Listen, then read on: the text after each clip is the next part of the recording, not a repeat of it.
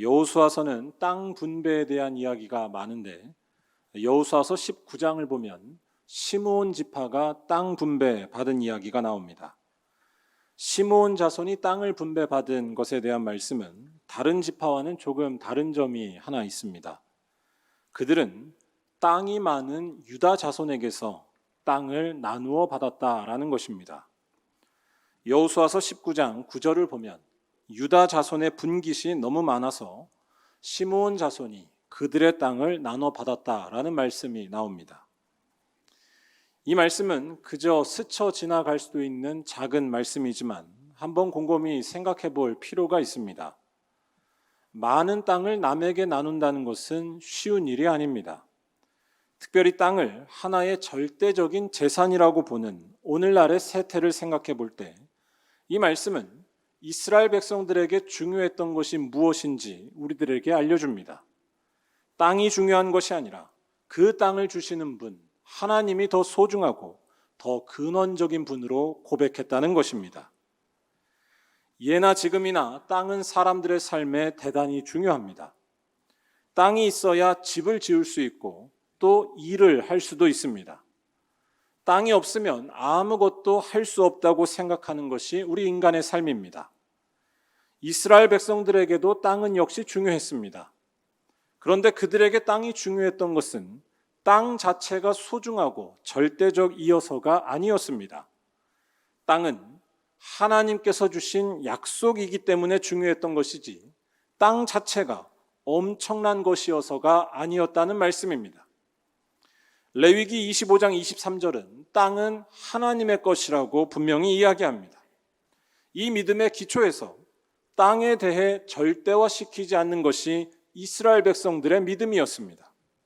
다만 땅의 소유권을 가지신 하나님을 경외하고 그분께 순종하는 것만이 안전과 생명을 지키는 근원적인 일이 된다고 본 것입니다. 이는 땅에 대해서 말하는 성경에서의 한자만 봐도 잘 알 수 있습니다. 성경은 이스라엘 백성들에게 땅을 나눠줄 때 기업을 준다라고 이야기합니다. 우리는 여기서의 기업을 회사와 같은 기업으로 착각하는데 그렇지가 않습니다. 기업에서 기는 기초 기자, 터 기자입니다. 하나님께서 허락해 주신 땅이 삶의 근간이자 기초라고 보는 것입니다. 다시 말해 땅 자체가 삶을 지켜주는 것이 아니라 그 땅을 허락해 주신 하나님만이 나의 생명과 안전을 지키시는 삶의 터전이자 기초가 된다고 믿은 것입니다. 창세기 435장의 제목과 가사를 한번 떠올려 보시기 바랍니다.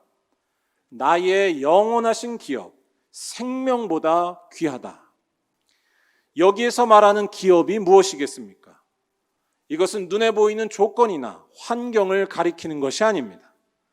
세상 만물을 다스리고 계시며 또한 생명의 주인이신 하나님을 나의 영원하신 기업이라고 고백하는 것입니다. 그래서 성경에는 하나님을 나의 기업이라고 말하는 본문이 많습니다.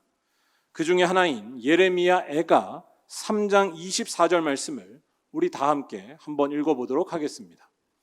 내 심령에 이르기를 여호와는 나의 기업이시니 그러므로 내가 그를 바라리라 하도다. 아멘. 이러한 믿음의 고백이 있었기 때문에 여호수아서 19장에서 유다 자손은 자기의 땅을 시므온 자손과 나눴다는 이야기입니다. 오늘 말씀도 이와 비슷한 사실을 전하는 본문입니다. 무엇이 이스라엘 백성들에게 생명이 되는지에 대해 전하는 것이 오늘 말씀입니다. 하나님만이 그들의 생명이시고 안전이라는 것입니다. 하지만 이 사실을 잊어버린 채 강한 힘과 군대를 가진 왕을 요구하면서 하나님을 버려버린 것이 바로 오늘 말씀에 나오는 이스라엘 백성들의 모습이었습니다. 오늘 말씀에는 이스라엘 역사의 중요한 전환점이 되는 사건이 등장합니다. 사사들의 지도 아래 살아가던 이스라엘 백성들이 이제는 사사가 아닌 자신들만의 왕을 요구하는 최초의 장면이 오늘 말씀에 나오는 것입니다. 사사 시대에서 왕정 시대로 넘어가는 순간이었습니다. 그런데 오늘 말씀을 보면 이렇게 새로운 왕을 요구하게 된 그 배경에는 위대한 선지자 사무엘의 안타까운 실책이 있었음을 볼 수 있습니다. 오늘 말씀에서 읽지는 않았지만 사무엘상 8장 1절을 보면 사무엘은 자기의 아들 둘을 자기 뒤를 잇는 사사로 세웁니다.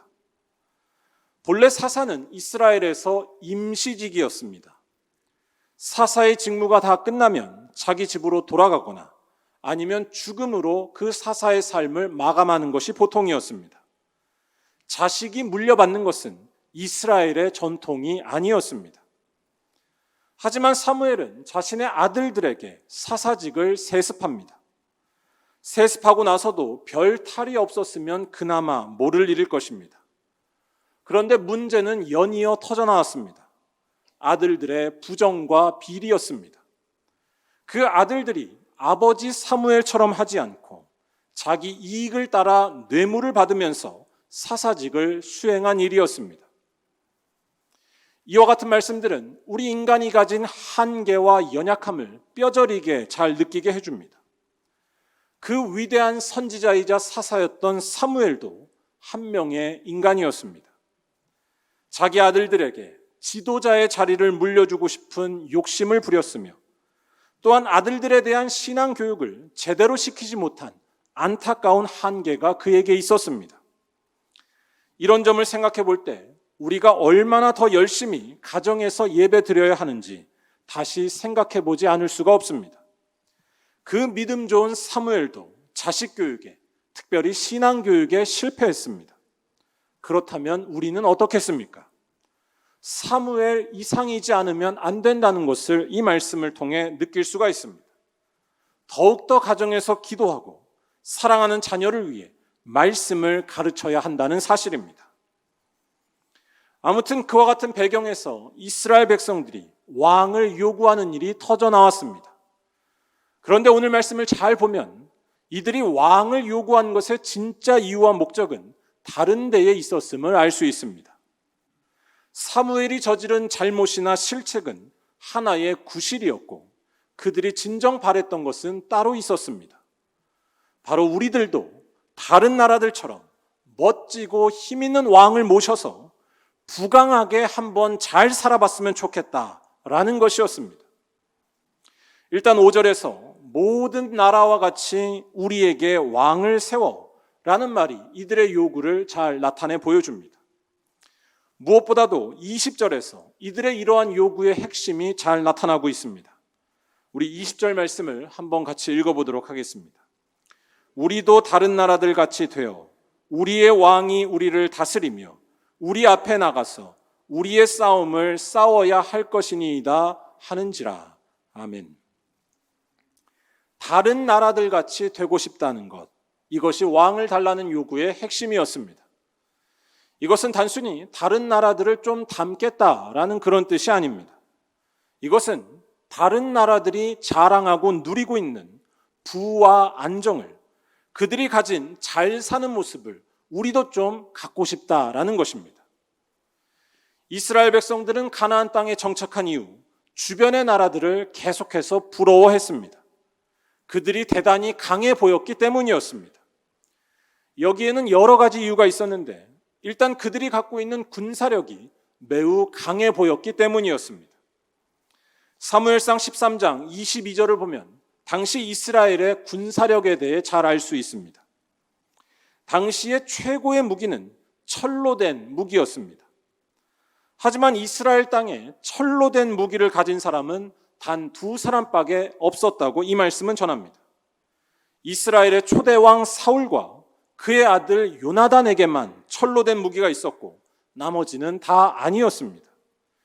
이스라엘은 아직 청동기 문명에서 벗어나지 못하고 있었습니다. 이에 반해 가나안의 족속 블레셋은 막강한 철기 무기를 자랑하고 있었습니다.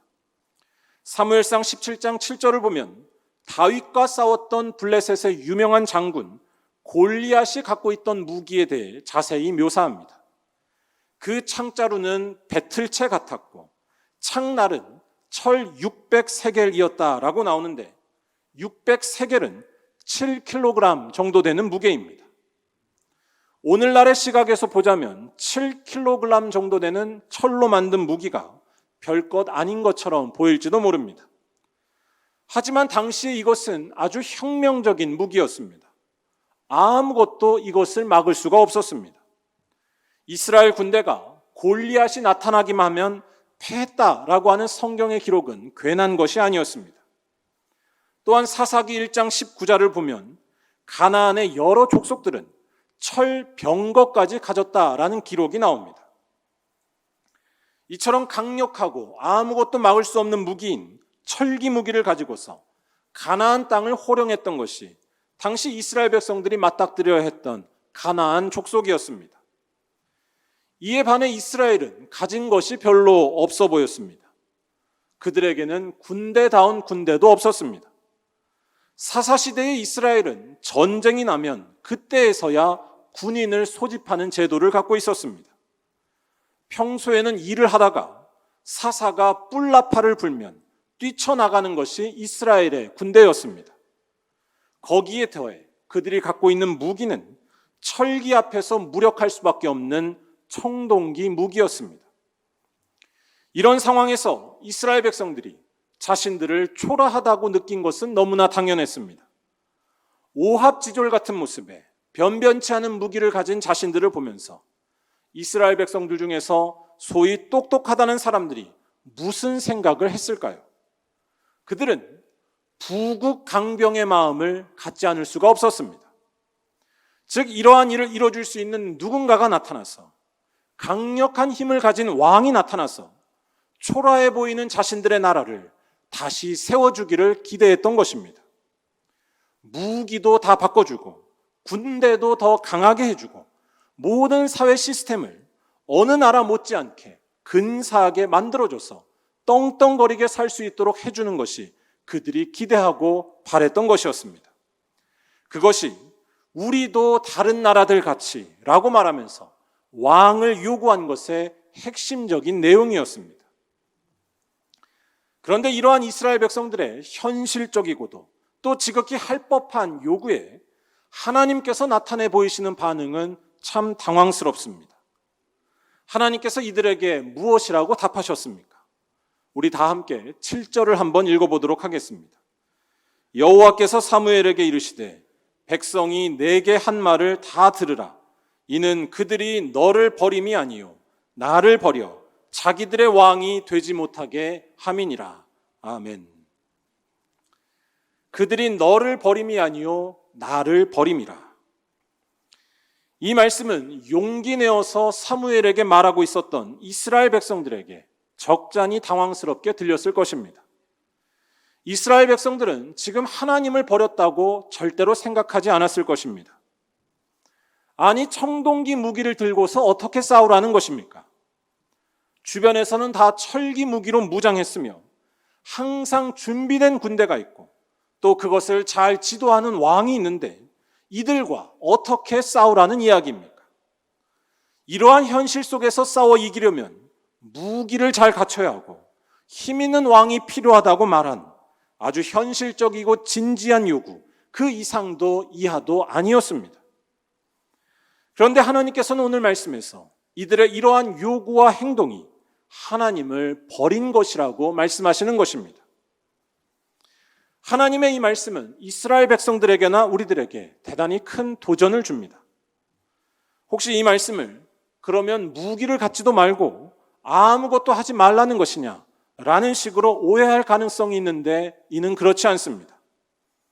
하나님께서 하시는 이 말씀은 이스라엘 백성들이 지금 생명과 안전의 근원을 어디에다가 두고 있는지 그들의 속마음에 대해서, 그들의 숨은 믿음에 대해서 지적하시는 말씀입니다.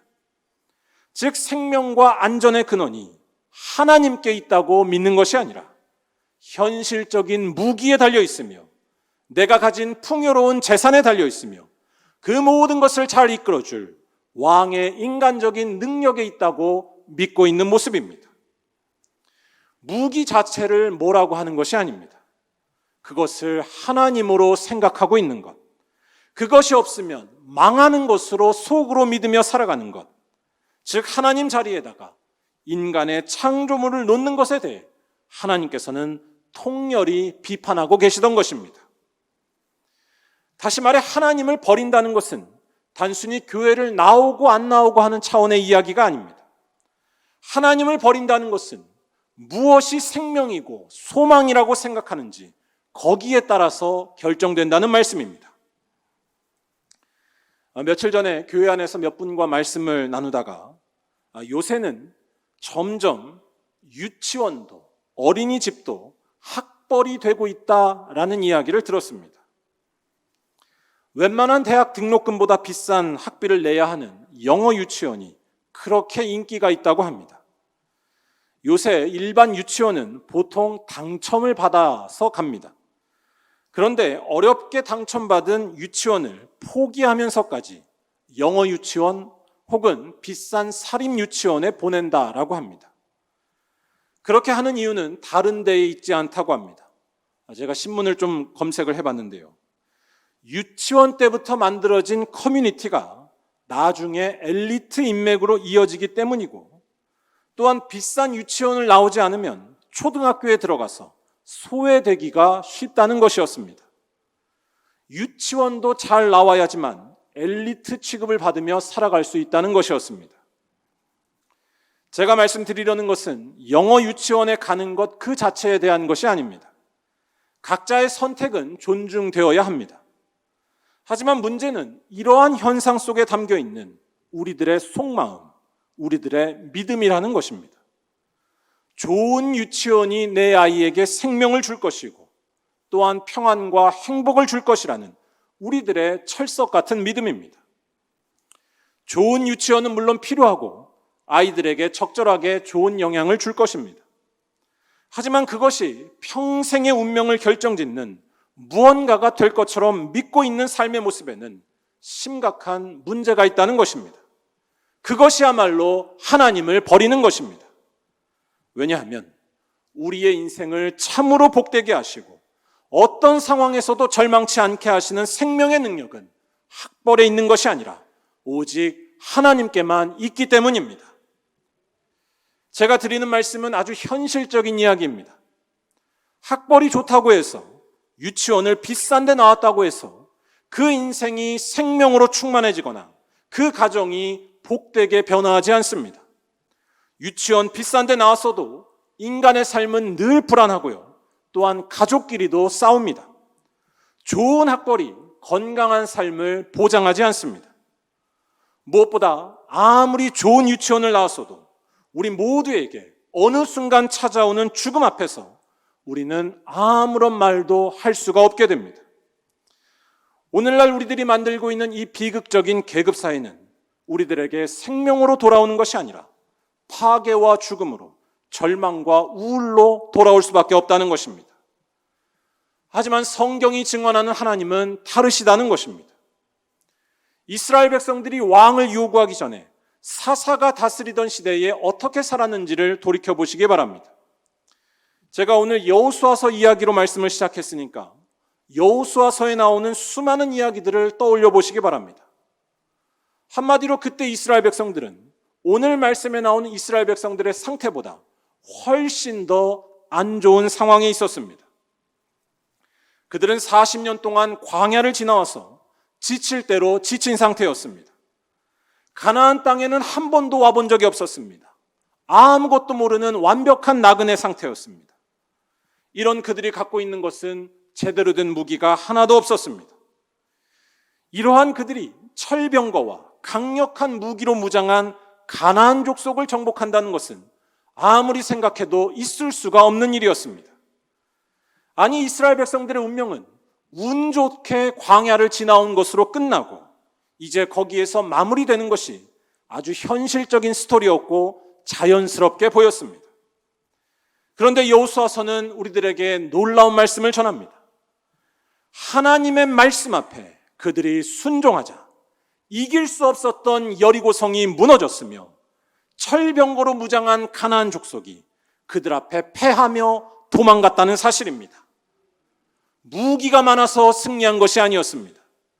가진 것이 많아서 평안과 복을 누린 것이 아니었습니다. 하나님 앞에 온전히 순종하고 하나님과 날마다 동행하기로 결단할 때에 생명과 복이, 승리와 기쁨이 떠나지 않았다는 말씀입니다.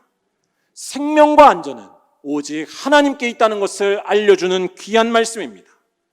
이 사실을 말하는 여호수아서 1장 8절을 우리 다 함께 한번 읽어보겠습니다.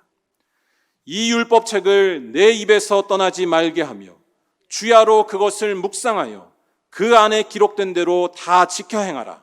그리하면 내 길이 평탄하게 될 것이며 내가 형통하리라. 아멘.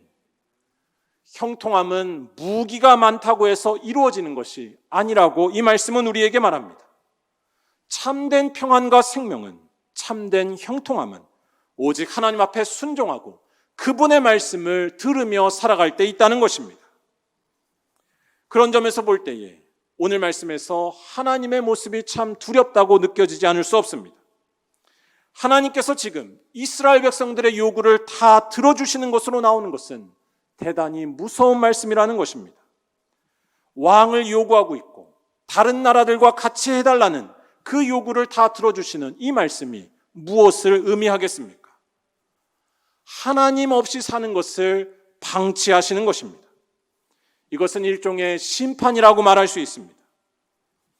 우리는 무기가 많아지고 학벌이 좋아지고 내가 원하는 모든 것을 다 이루면 인생에 복이 있다고 믿기가 참 쉽지만 그것이 만약 하나님을 버린 채로 이루어지는 것이라면 이것보다 더 무서운 심판은 없다는 말씀입니다. 아무리 노력해봤자 거기에는 참된 생명이 없을 것이기 때문입니다. 오늘 말씀 18절이 이를 잘 말해줍니다. 너희가 택한 왕으로 말미암아 부르짖되 그날에 여호와께서 너희에게 응답하지 아니하시리라. 다시 말해 믿었던 인간 왕이 실패했을 때 그가 구원과 생명이 아니라 허탈함과 절망을 줄 때에 하나님을 불러봐도 소용이 없는 참으로 무서운 날이 올 수도 있다는 것입니다. 우리의 인생이 원하는 대로 다 잘 될 때에 그것이 오히려 무서운 하나님의 심판이 될 수 있음을 기억해야 할 줄로 믿습니다. 그것이 하나님을 버린 것이라면 잘 되어봤자 소용이 없을 것이기 때문입니다. 사랑하는 우리 말년교회 성도 여러분, 믿음이 없어서 늘 눈이 어두워서 하나님이 아니라 다른 것을 택하고 다른 것에 생명과 안전이 있다고 믿으며 달려가는 것이 우리들의 연약한 모습입니다. 하지만 이러한 우리들에게 여전히 소망이 있다고 말할 수 있는 근거가 분명히 있습니다. 이러한 우리를 위해 하나님께서는 이 땅에 예수 그리스도를 보내주셨기 때문입니다. 예수님을 통해서 하나님이 누구신지 온전히 알게 하시고 다시 하나님께 돌아갈 수 있는 길을 우리 모두에게 열어주셨기 때문입니다. 예수님의 삶을 다시 한번 생각해 보시기 바랍니다. 예수님에게는 힘도 없었으며 가진 것도 없었습니다. 그는 사람들에게 배신을 당하셨고 무력하게 십자가에 달려 돌아가셨습니다. 하지만 그렇게 실패한 것 같은 예수가 바로 온 세상을 구원하는 하나님의 능력이자 생명의 근원이라는 것이 바로 성경이 우리들에게 증언하는 바입니다. 즉, 이 예수님을 만나고 알게 되면 아무리 이 세상이 힘이 써 보여도 이 세상의 무기가 생명인 것처럼 보여도 다시 하나님께로 돌아올 수 있는 귀한 능력을 얻게 된다는 것입니다. 예수님을 만나면 하나님만이 살아계신 분임을 알게 되기 때문입니다. 이 예수님이 바로 하나님의 나타내심이며 이 예수님이 바로 진정한 우리의 왕이라는 말씀입니다. 그렇기 때문에 우리들이 해야 할 일은 분명합니다. 날마다 더욱더 이 예수 알기에 힘쓰는 것인 줄로 믿습니다. 예수 알기에 힘쓰기 위해서 가장 중요한 것은 두 가지로 말할 수 있습니다. 하나는 성령을 구하는 것이고 또 하나는 예수님에 대한 이 믿음을 우리의 삶 속에서 실천해 나가는 것입니다. 성령을 구해야지만 예수님이 누구신지 알게 됩니다. 예수님의 초라한 십자가에서 하나님의 생명이 나타났음을 깨닫는 일은 오직 성령으로만 일어나기 때문입니다. 이 성령을 구하려면 여러분 모두 더욱더 기도와 말씀의 자리에 나오셔야 할 줄로 믿습니다. 기도와 말씀으로 성령을 구할 때 예수님이 누구신지 생생히 알게 되고 그분에게서 나타난 하나님의 능력을 보게 될 것이기 때문입니다. 또한 예수님이 진정한 생명이라는 것을 잊지 않기 위해서는 이 믿음을 삶 속에서 실천해야 할 줄로 믿습니다.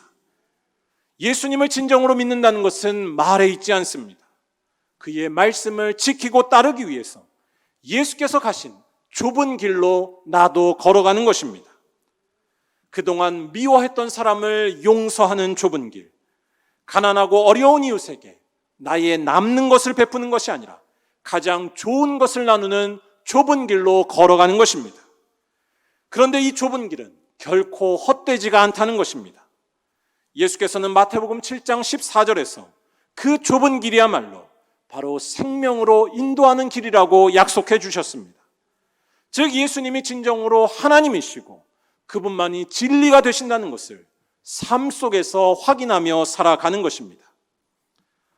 바라기는 이러한 믿음으로 날마다 성령을 통해 예수님을 깨닫고 그리하여 예수님의 말씀을 온전히 지키는 가운데 하나님께서 함께 하시는 삶, 참으로 형통한 삶이 다 되시기를 주님의 이름으로 간절히 축원합니다.